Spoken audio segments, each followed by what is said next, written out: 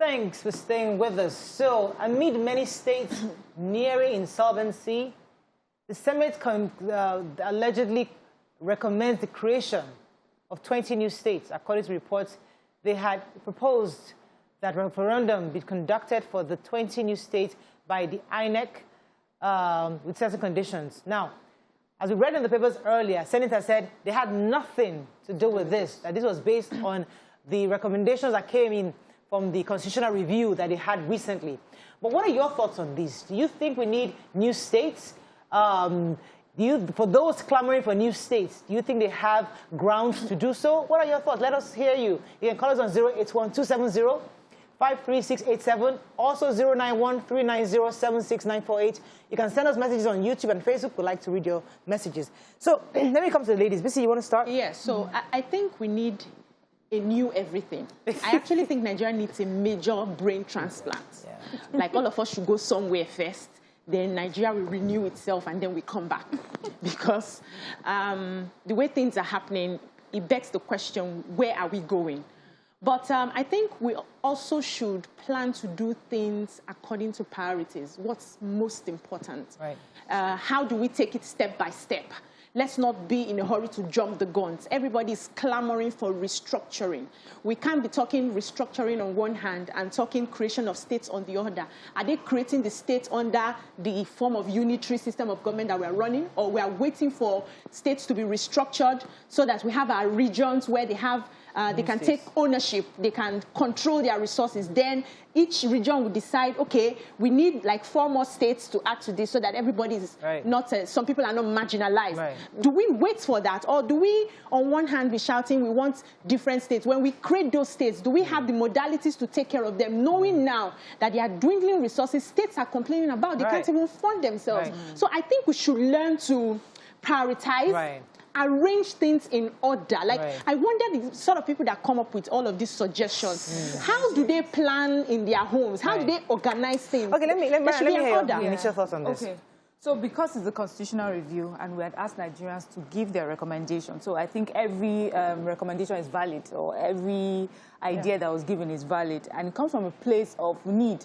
So I think, you know, many people, people have been asking for states because in some places, in some particular states, they feel that they are marginalized because they're a minority, and maybe they also feel the government is so far away from them. If they had like another state, the government would be much closer. So I get that. I get where that is coming from, the need for why they think they need for more states. But I do not think it's the best way. Right. One, I think the financial implication is just huge. So what are we going to be talking about?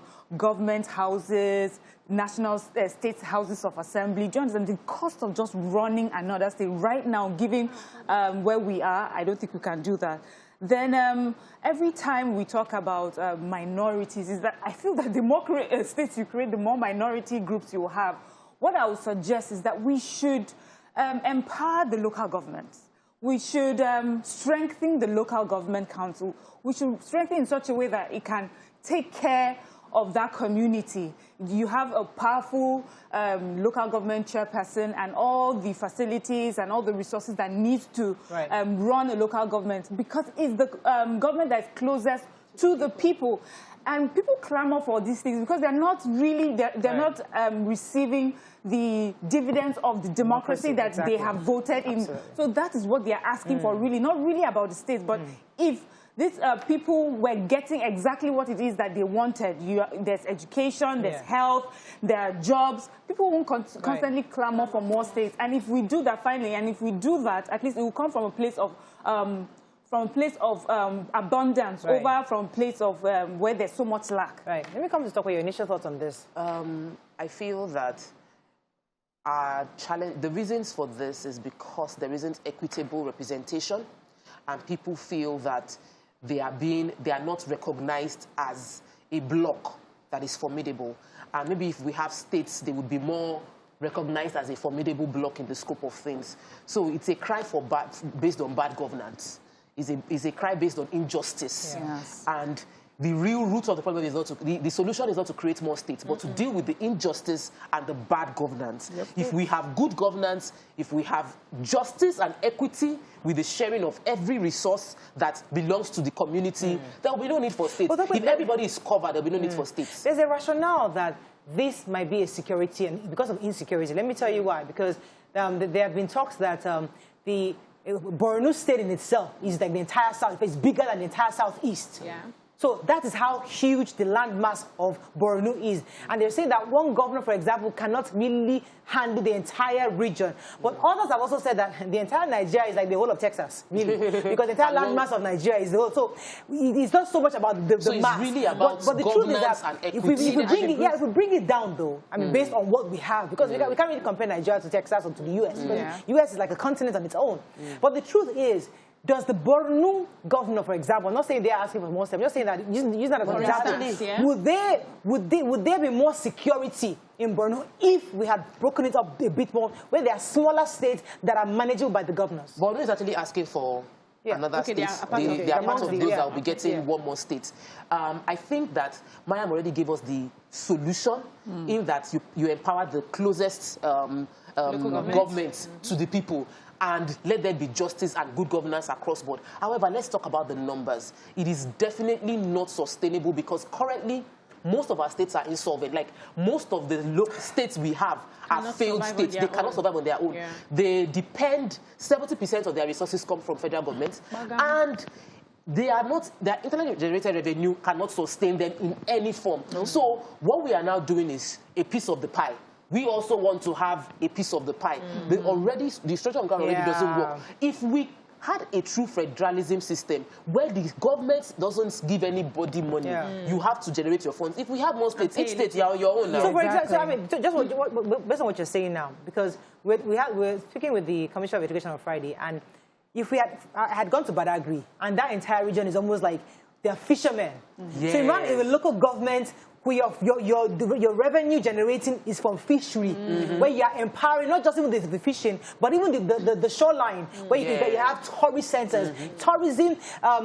These are various industries that can actually be used, but because the governor of the state is so much doing other things that it's hard for him to focus. So you're saying that if we empower this local government to actually make revenue, but I don't know. There's still the argument for the states. We have that constant conversation between state and local government, where it seems that the local government just gets like stipends from the state.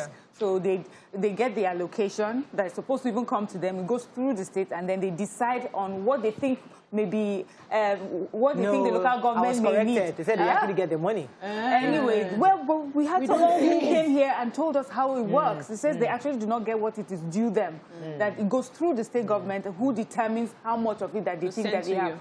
But really, and that's for me, a lot of the call for restructuring, whatever it is that we're calling for, if we strengthen the local government, we will have better local government representatives. So people who are running for that office will realize it's such an important office. So we'll get the best minds. We'll get the best minds. They'll make sure that they provide the best facilities. You know, they'll make sure that the local government schools, for example, you have all those LGA primary schools doing very well because there's so much funds and, you know, that has been... there's so much funds that has been, given to them. So that's what we need to do. I think asking for more states is just not. But let's go to a quick break. Come back to continue the conversation. Stay with us. We'll be right back.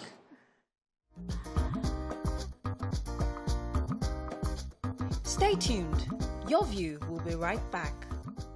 Thanks for staying with us. So we're still discussing the issue of additional states. Bisi, you're going to say something after Yes, so we also need to check the intentions of these states that want more states, because according to the National Bureau of Statistics, a lot of them have debts that they are owing, domestic debts and international as well, that they have not been able to pay. And so if you're clamoring for more states because you think some parts of your state are marginalized and they are not being fully represented, why didn't you fully represent them? What is your role as a leader? Aren't you supposed to bring everybody together, bring everybody to the table? How do you ensure that the corruption that has bedeviled you one state now, that when you divide it into 2, 3, or 4, that same corruption will not continue, because it's still the same people that are going to move to those states. We still have to think of all the things we need to make that state work. And I also worry that governors or state governments are not thinking of how best to generate revenue for their states. They're not coming up with new ideas. They are not looking inwards. They are not asking questions on how they can do better. What if tomorrow there is no money coming from the federal government? That means a lot of states will close down. And probably a place like Lagos will be so overpopulated. Everybody just move to Lagos to find ways to. So the intention, let's be clear that they really mean well for the states that they want to create. Right, let me take this call. Good morning. Are you there? Hello?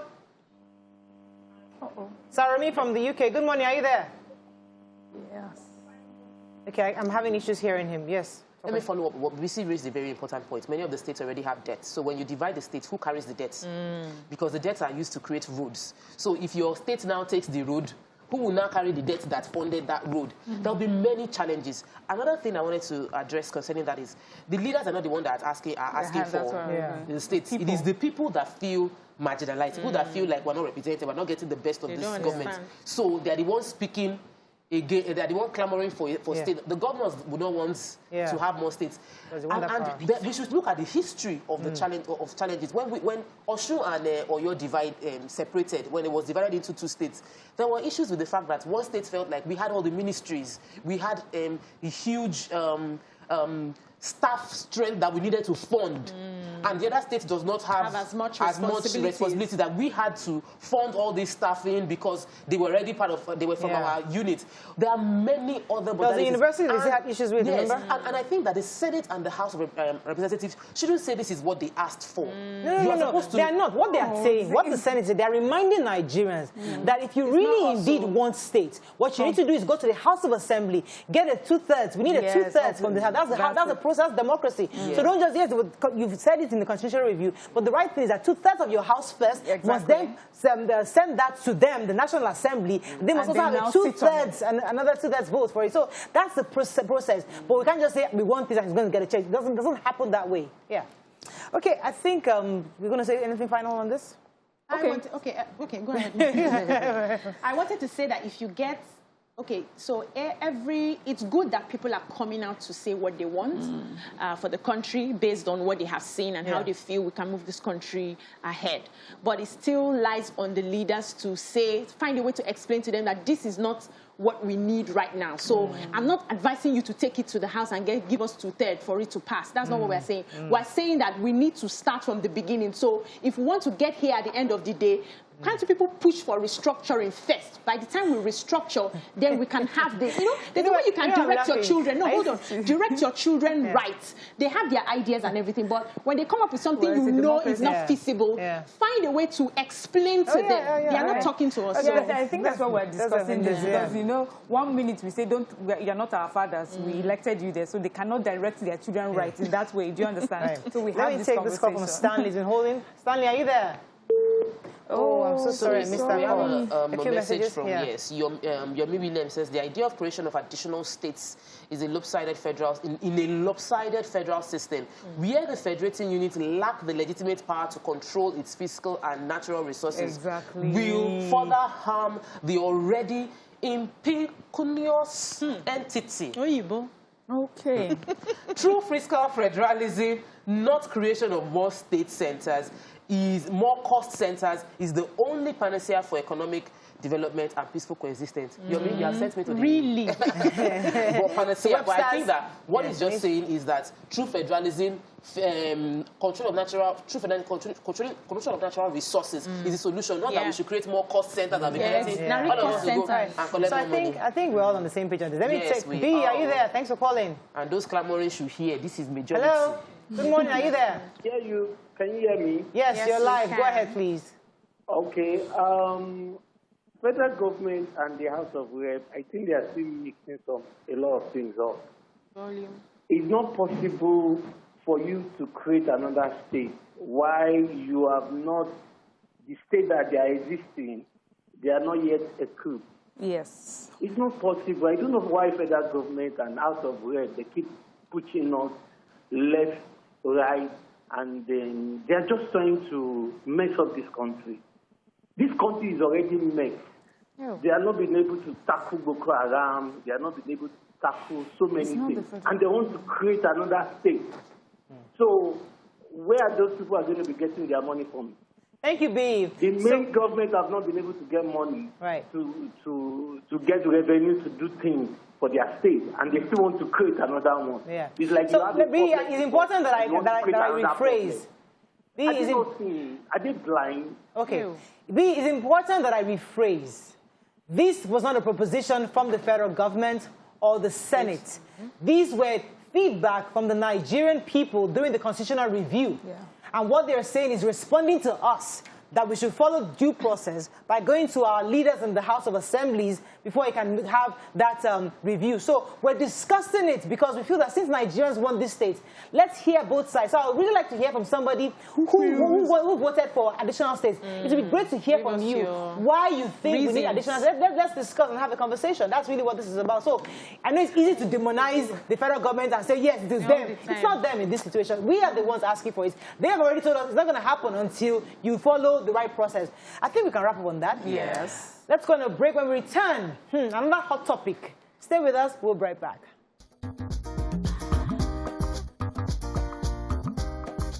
Stay tuned. Your View will be right back.